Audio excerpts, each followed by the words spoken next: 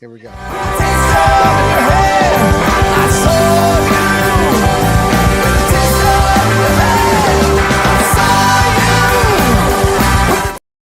Welcome to this week in Cannabis Live. I am Jay Rosenthal. I'm here with Mark Hauser. Hey, Mark.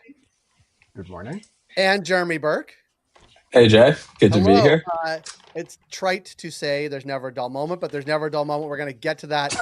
But let me just explain the music at the intro was actually for Anna Ray last week because I knew it was going to be her last show for a while because she went into the wilderness.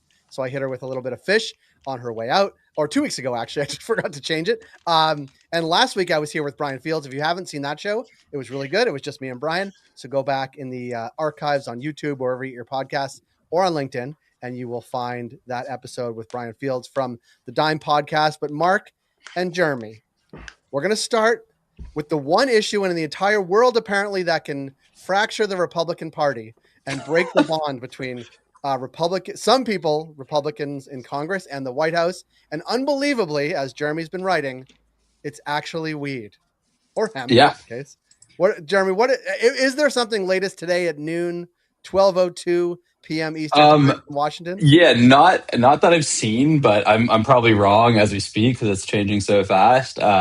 I was writing a story yesterday trying to make sense of everything and what the senators were saying, et cetera, and I won't give all the backstory, but like I had to edit the draft about 10 times as I was writing it because something new was happening. So look, like, you know, as a journalist, it's fun to cover live, exciting debates. But, you know, to back up for a second, I think what struck me the most about this issue is not just what it says about how the U.S. develops cannabis policy, how it's regulated, because it's always, you know, a rushed emergency thing that lawmakers are just kind of half paying attention to as part of something else, but also that it's a real cleaver in the Republican Party right now. I mean, Trump is going against Senator Ted Budd, and he has 12 Republican co-sponsors and even one Democrat right now. And they're on opposite sides of the issue. And this has a real chance, you know, if the continuing resolution doesn't pass, there's a real chance to force a government shutdown, which the Republicans will wear. And so, you know, this is a really important issue, both politically and also, you know, policy wise, because all these businesses, hemp businesses are waiting to see what the outcome is. All this inventory is sitting on store shelves that might not be saleable in about, you know, 3 months here. It's August 7th by November 12th. And so it's pretty fascinating to watch. And I think, you know, like everything in Donald Trump's orbit, I want to be careful as I say this, but there is an angle of family business here with Susie Wiles is new son-in-law who runs a hemp company as well. And so, you know, there's a lot of theorizing that may explain the shift. But it's quite fascinating to watch. And, you know, I have no idea what will happen, to say the least. Yeah, Mark, this is really the sausage being made. It reminds me of that in The Americans, the last episode, when things are topsy-turvy in the office. But things really are topsy-turvy in the office. The office is in Washington. Like, you always say drugs are complicated or make complicated decisions from legislators. Drugs are scary. Drugs are scary. And making decisions about them is even scarier, apparently. But, like, does anything happening in Washington, A, one, surprise you? Or two, that this has actually gotten to where it is, where the vice president had to go meet with the Republican caucus in the Senate to actually push for a 1 month delay, literally a 1 month delay in the hemp. 1 month delay. Yeah.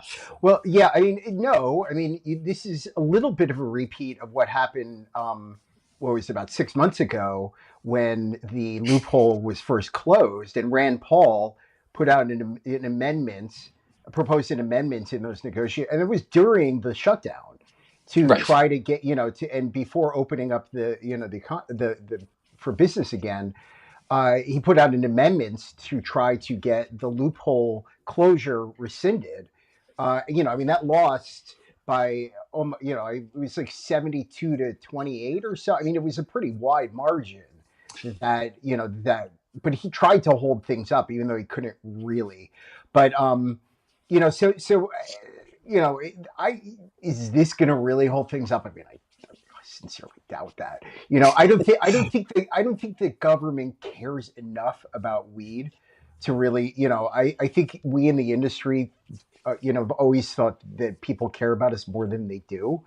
But, you know, but look, I mean, I think it's still kind of amazing that we're at this point. and that this stuff is being debated. I think that the twist here is we're seeing a lot more comments that there is the White House may have some sort of medical bent on this. I mean, you look at the fact that Marijuana Moment is reporting this morning that Dr. Oz, it says that this is all about the CBD for Medicare, and that's what they're trying to solve for. You had Axios reporting yesterday. They mentioned that the White House had said something about this being about medical use, and from what I've heard, the reason, part of the reasoning behind the bifurcation of medical and adult use and rescheduling earlier this year was again about that Trump is comfortable with medical, but is not comfortable with adult use, and you've got Congress, and the Republicans in Congress made it clear during those debates that they were not happy with Trump's decision to put, to get the DOJ to reschedule. So, maybe this is reading way too much into it, who fucking knows at this point anyway. But, but I think that we are, it wouldn't surprise me if there is a push towards some sort of medical hemp THC framework, which would be even weirder than any of us would have. And I don't know how the industry would work with that. I don't even know what it looks like. So it's also, I mean, Mark, to that point about the complexity of this, it's like, the point was raised to me by a couple people on the phone yesterday. It's like they had 9 months to come up with a regulatory structure that works. It's like, I don't know what 4 weeks is going to do with the August recess coming up, right? And so it begs the question, like, is the delay just sort of putting off the inevitable? Are they really going to come up with something?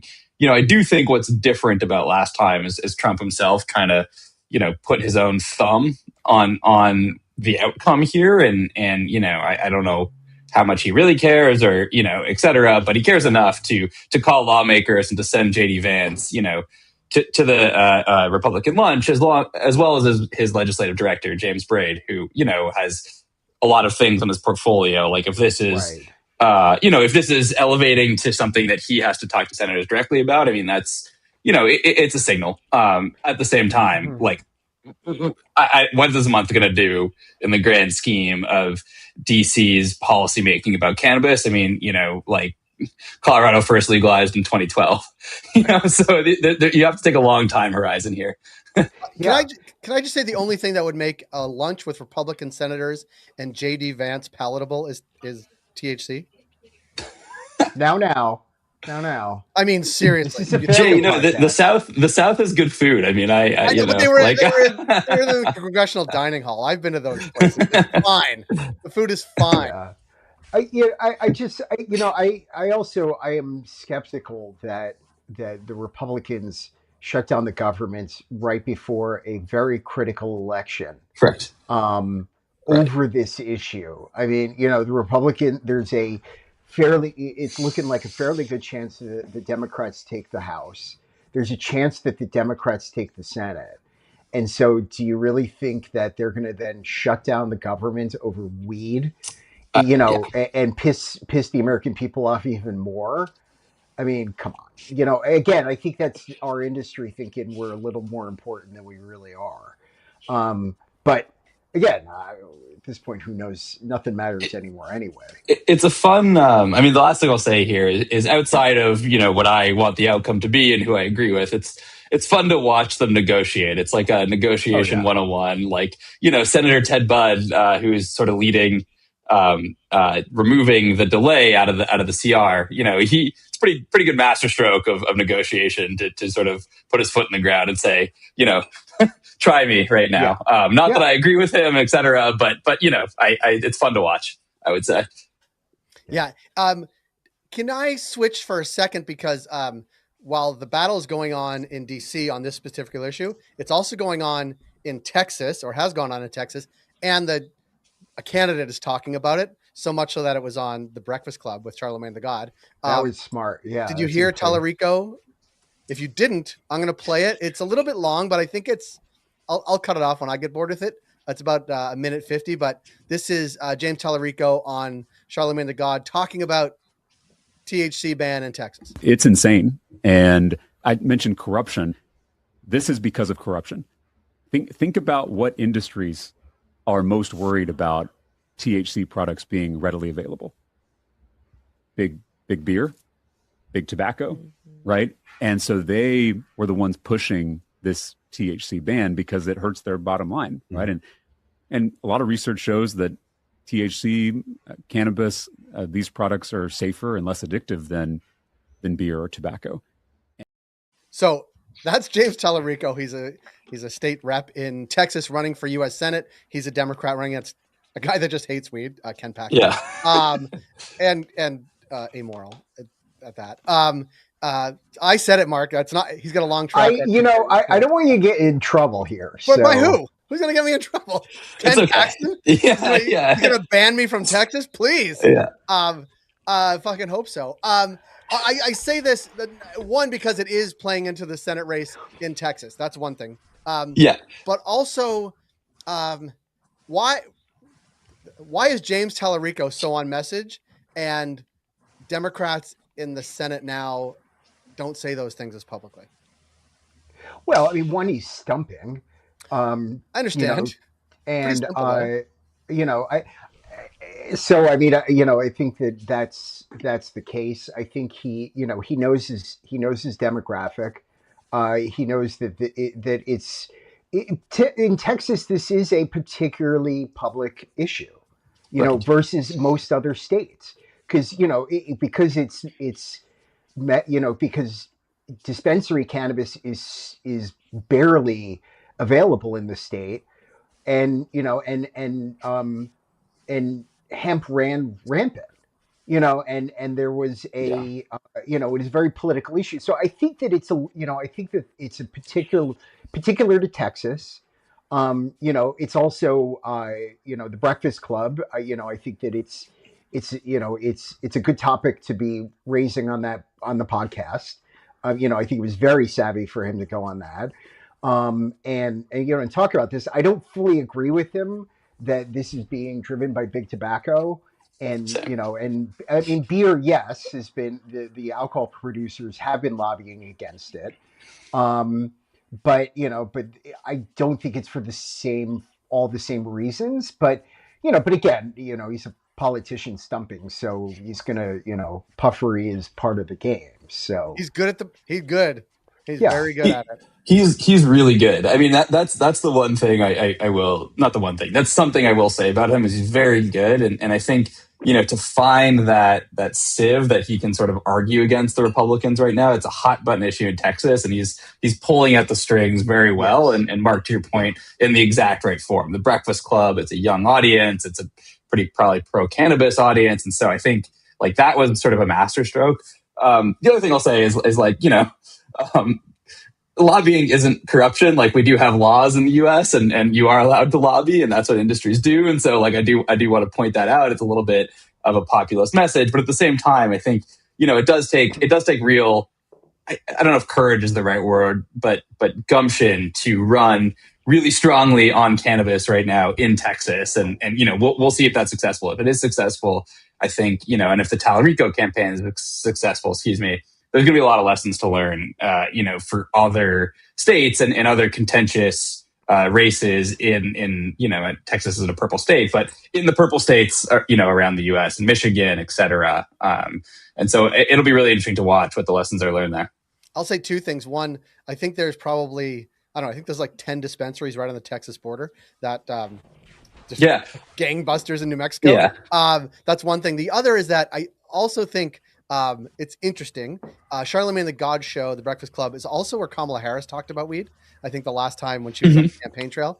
She did, yeah. I look for it in the archives that I have here of media assets, but I couldn't find it. But we did play it on this show, I think, when she was on. Interesting that that's sort of where folks go to talk about cannabis. It was a longer conversation, but it was interesting in that regard as well.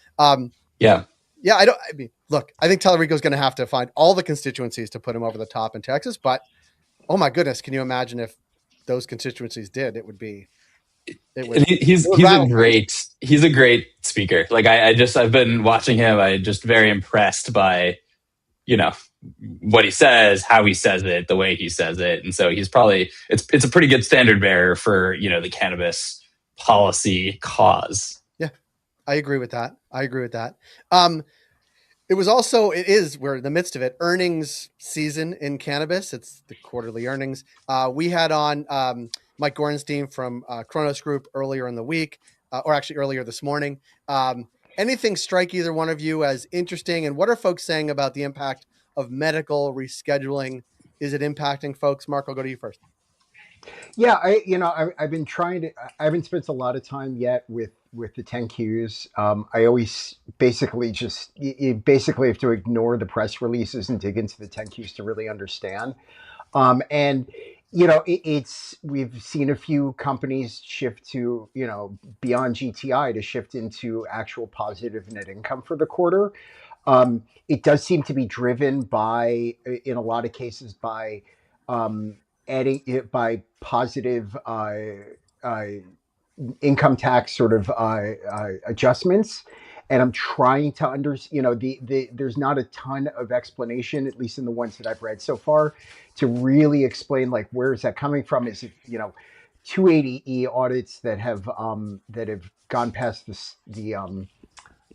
statute of limitations? Is it that they're just taking more, or are they paying it down? Is it payback from audits that just haven't been disclosed? It's a little hard to tell. So I'm trying to dig into that more, but margins generally seem to be holding steady on for a lot of these companies. Revenue is sort of either slowly growing or flat among the companies. So it's sort of mixed, I guess. Mm-hmm. Fair enough, Jared. What struck you? Yeah, I mean, I just on the theme of our Hemp Friday, I was interested in what the execs were saying about hemp, right? And so, just a couple of pull quotes we put in the newsletter. Charlie Bachtel of Cresco, basically said the same thing that Boris Jordan of Curaleaf said, that Verano CEO George Archos said, that if the hemp ban does go through, they expect a meaningful bump in regulated cannabis sales, state regulated cannabis sales being dispensaries. And the evidence there, they all sort of circled around Ohio, as Ohio put in basically a preemptive ban, although there's an injunction and it's not, very clean data. They did see a little bit of a lift in regulated cannabis sales. And so, for those CEOs, I think, look, like anything that channels consumers back into their own dispensaries is a good thing, right? Because that's where they make their money, obviously. At the same time, many of these companies are playing on both sides of the fence, right? And that's, there's no other evidence you can point to that than Green Thumb Industries and Rhythm. Rhythm is the holding company for Green Thumb Industries consumer brands. I think that's the easiest way to kind of, to say what it is. And look, like Rhythm, a lot of their sales are clearly hemp. I mean, if you look at their 10K, it's a lot is hemp sales. And so, either way, Ben Kovler might win whatever happens. But at the same time, I think all of the MSOs, they have an invested interest in seeing the ban go through and to seeing the state regulated channels do better. Now, at the same time, I think there is, this is my own opinion interjected here, like there is something to be said for, buying your weed or weed drinks when you go to Target to pick up lettuce and light bulbs and whatever else you go to Target for. That is a hard muscle for consumers to unlearn. And if I was an MSO CEO, I'd be cautious about how much I want the short-term quarterly bump in sales versus the long-term win of consumer normalization. So that's all. That's my own little opinion interjected there. Wow. Yeah, I mean, that gets to something. I don't understand the argument by the hemp folks that the licensed producers, licensed industry should not be opposing the hemp loophole closing. I don't get it, because it's clearly competitive. And I've had it explained to me a few times. I still don't get it. I respect the idea that there is that drinks are more complementary to, because drinks have never been a big thing in licensed cannabis, non-hemp cannabis, because of supply chain. Whereas, but flower and vape and all that, I mean, it's all directly competitive. So I don't understand. Yeah. It's easy to say, yeah, you shouldn't oppose this for philosophical reasons, but that ignores the reality of, so Yeah. it's, but I think the MSOs are in a funny position here. Um, but I don't know. It's very Well, complicated and yeah. fascinating.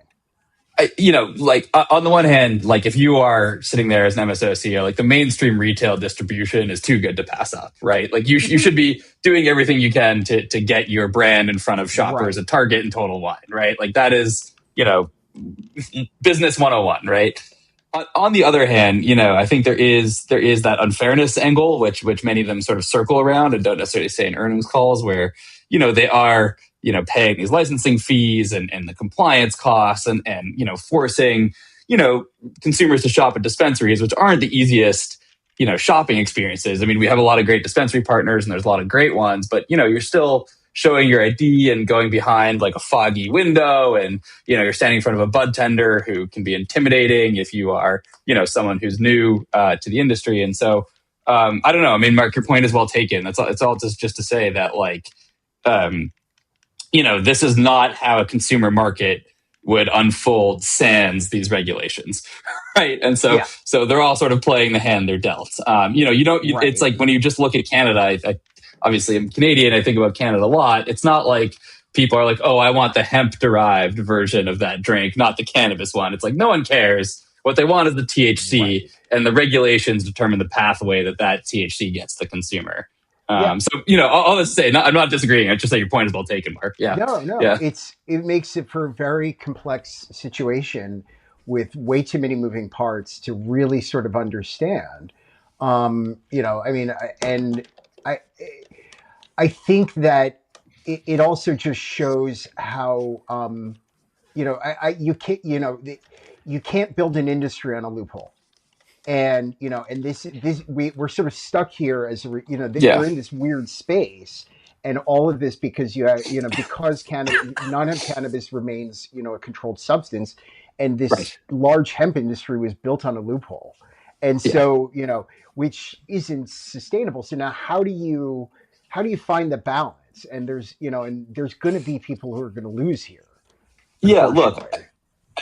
I think, not that I should be in charge of any policy making, but there is a silver bullet here, right? And it's just taking that 0.4 milligram limit and moving it to 2.5 or 5, right? I mean, like that would simplify things a lot. I think a lot of the MSOs might still be upset, but okay, like compete there, right? I mean, that's I think that at the end of the day, Well, like yeah. that seems to be like the simplest thing to do. Is you're not that I can predict consumer trends, but like coffee, your core consumers are sorry, your most core aficionado consumers are going to go to dispensaries and they want to know what the terpenes are, and they're going to select based on THC content, whereas like everyone else is going to go to Starbucks because they're in a rush. And I think ultimately, like we are looking at something like that. It would be a lot simpler to federally legalize weed, but this is the U.S. and luck. things are sure. things are complex here. It'd be a lot easier if I looked like George Clooney, but that's also drugs are scary. Are you guys ready for our favorite segment? Have you guys been thinking about this all week? Yeah. Okay, here we go.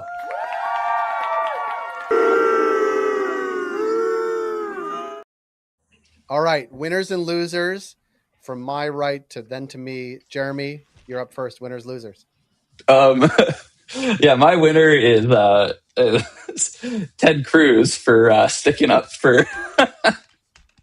I did that to you, Jay, for sticking up for hemp policy. Now, I don't know if I agree with the way he's coming about it, but to see Ted Cruz of all people say it's actually okay to have the 1 month delay because of natural hemp derived products. I mean, that to me was like a stunning. Like I just never thought Ted Cruz would tweet anything like that. He is, probably the standard bearer of social conservatives among Senate Republicans. So I thought that was pretty fascinating to see. Is he a winner? I don't know, but I wanted to highlight that, and so I'll make him my winner for the week. I'll answer that. He may be a winner this week on this show right now, but he is not a winner. Like, he's not a winner. Mark, yours.